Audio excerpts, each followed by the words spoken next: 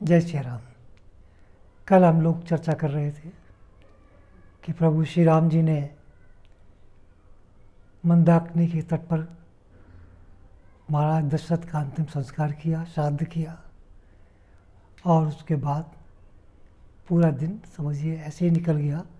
लोगों ने व्रत करके, फलाहार करके वो दिन गुजारा।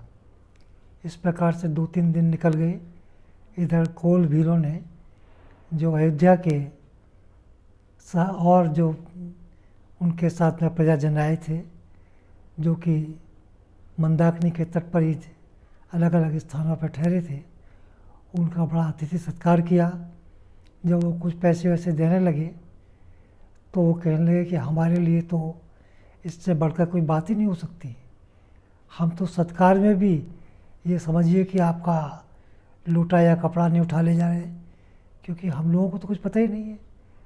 और अब तक हमने जो भी कुछ किया है, चोरी चकारी ये सब, हमारे तन पर आप देख रहे हैं कपड़े तक पूरे नहीं हैं। ये तो राम जी की कृपा है कि हमको आप सबके दर्शन सुलभ हो गए हैं, तो इसलिए कृपया हमारा आतिथ्य स्वीकार करिए और जो फल मूल हम लाए हैं इसका आप सेवन कीजिए। इस प्रकार आहार करके 2 दिन कटे। उसके बाद भरत जी के परामर्श पर गुरु वशिष्ठ जी ने एक सभा बुलाई, जिसमें प्रजाजन सभी उपस्थित थे। और उस समय ये विचार किया गया कि चूँकि प्रभु श्री राम जी सत्य प्रतिज्ञ हैं और वो महाराज दशरथ के ही पुत्र हैं, जो सत्यता की कसौटी पर इतने खरे उतरे कि उन्होंने अपने प्राण तक त्याग दिए, तो हम समझते हैं कि महाराज प्रभु श्री राम जी को मनाना इतना आसान नहीं है। लेकिन कभी कभी क्या होता है कि जब पूरा नुकसान होता हो तो आधे पे ही तसल्ली कर लेनी चाहिए, ये आपको आधा ही लाभ मिल जाएगा। तो इसलिए मेरा परामर्श है कि अभी आप भरत और शत्रुघ्न जी यहाँ से 14 वर्ष वन में जाएं और प्रभु श्री राम, लक्ष्मण और जानकी को अयोध्या वापस लौटा लिया जाए, ताकि वहाँ का राज्य सुचारू रूप से चल सके। तो इस प्रकार की वार्ता वहाँ चल रही थी। इसके बाद प्रभु श्री राम जी को उसमें बुलाया गया सभा में। वो भी बहुत सी बातें सुन रहे थे। तो वहाँ पर रानियों ने कहा कि भाई हमारे लिए तो जैसे भरत शत्रुघ्न जाएंगे ऐसे ही राम लक्ष्मण है, तो हमारे दुख में तो कोई कमी हुई नहीं। तो चर्चा आगे चलती रही।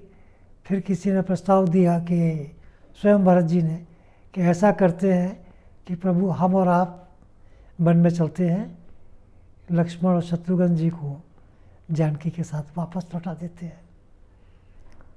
अगर यदि आप इससे भी सहमत ना हो तो मैं अकेला ही वन में चला जाऊंगा और आप तीनों वापस लौट जाए भाइयों के साथ माता जानकी को लेकर, ताकि अयोध्या की जो प्रजा है, जो इस समय बहुत बड़े उसमें भवसागर में पड़ी हुई है, जिनके कांटे कष्ट नहीं कट रहे हैं, वो तो बिना आपके एक पल भी जीना उनके लिए मुश्किल है।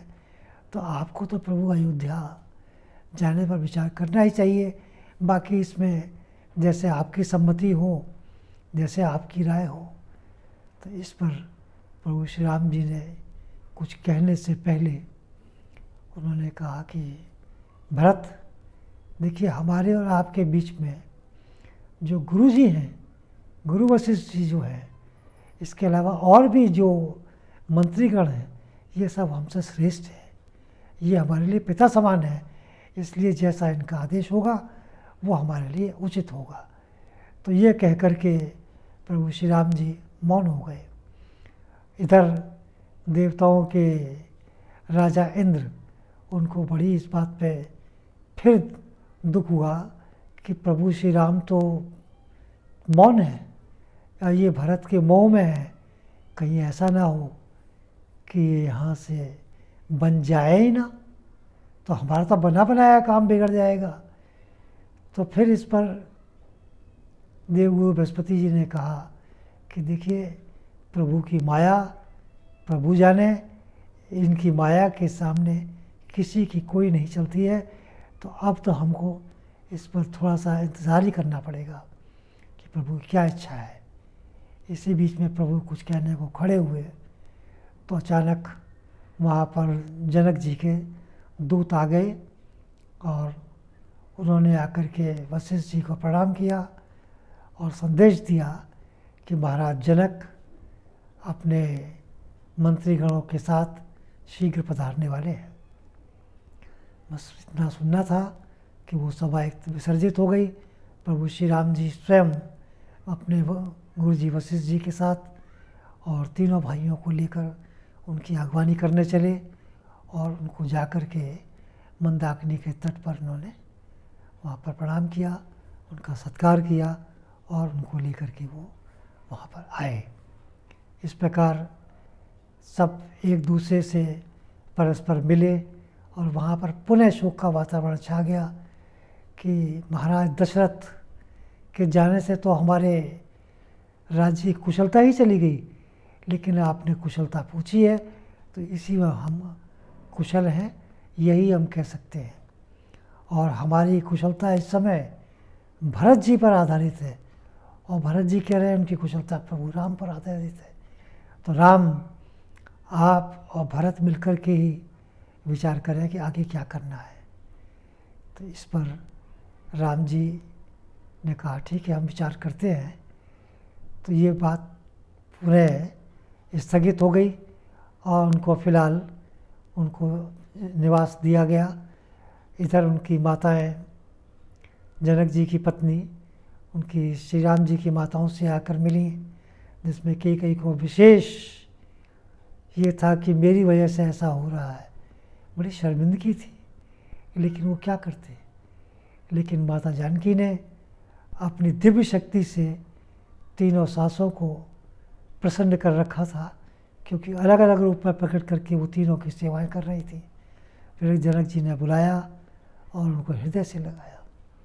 जनक विदेह होते हुए भी उनकी देह वो सम्मिलित हो गई, वो भी मोह में प्रकट हो गई और वो जानकी के विरह में बड़े परेशान थे कि ये नन्ही सी लड़की है, क्या करेगी। लेकिन इसी में रात कट गई। पुनः फिर एक सभा बुलाई गई जिसमें बहुत तरह के विचार रखे गए। अब सब लोग भरत जी की तरफ देख रहे थे। गुरु वशिष्ठ जी ने कहा कि महाराज, आपसे भरत कुछ कहना चाहते हैं। और भरत जी को उन्होंने इशारा किया कि आपको जो कुछ कहना है आप निसंकोच होकर कहिए, क्योंकि राम का प्रेम तो आपसे अद्भुत है। ये तो आप दोनों के बीच का जो प्रेम है ये किसी में नहीं है, और ऐसी भक्ति भी कहीं ना कहीं है और न आगे होगी। तो इस पर भरत जी ने बहुत कुछ कहा कि मैं तो बालक हूँ और मैं तो राज करना ही नहीं जानता, और ये सब आप ही के सहारे हैं। तो राम जी ने कहा देखो, पिता जी और गुरु जी और माता जी के परामर्श से मैं वन में आया हूँ, इसलिए आदेश माता और पिता का मेरे लिए है, भरत आपके लिए नहीं है। इसलिए ये मेरा एक दृढ़ निश्चय है कि यहाँ से अब मैं वन को ही जाऊँगा, और जहाँ तक आप जो सामग्री लाए हैं ये आप मुनियों की राय से यहाँ पर पास में एक कुआं है जिसको आपके ही नाम से जाना जाएगा, उसमें आप इसको समाहित कर दें।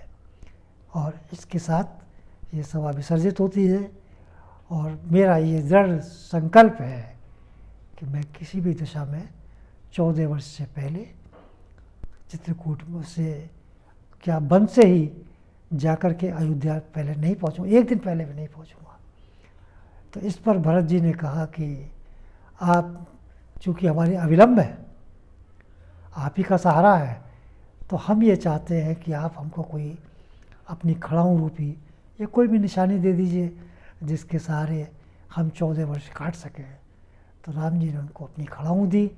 भरत जी ने वो खड़ाऊँ उठा करके अपने सिर पर रख ली और रखने के बाद उनसे विदा लेकर के वहाँ से चल दिए। साथ ही उन्होंने एक प्रभु से आज्ञा मांगी कि प्रभु हम यहाँ पर चित्रकूट में आ गए हैं, तो हम 2-4 दिन रुक करके यहाँ के आसपास में घूमना चाहते हैं तो राम जी ने कहा ठीक है, जैसे आपकी इच्छा, और आप घूमिए, लेकिन मैं तो यहाँ से अब वन में ही 14 वर्ष काटूँगा। इन्हीं शब्दों के साथ आज की हम कथा समाप्त करते हैं और आपसे हम पुनः अनुरोध करते हैं कि यदि कथा आपको पसंद आ रही हो तो कृपया अपने प्रियजनों में आप इसको शेयर ज़रूर करिए। इसके लिए आपको एक साइड में आइकॉन आता है, उसको आप प्रेस कीजिए। उससे आपको ये होगा कि निरंतर आपको रेगुलर इसकी इन्फॉर्मेशन मिलती रहेगी।